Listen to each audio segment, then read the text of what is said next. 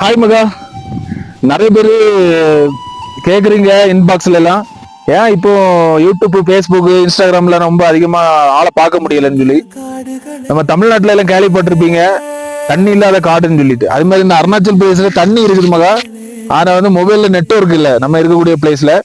அதனாலதான் ரொம்ப அதிகமா நம்ம உள்ள வரல. சரியா? தண்ணீர் துவைக்கும் அருவிகளே,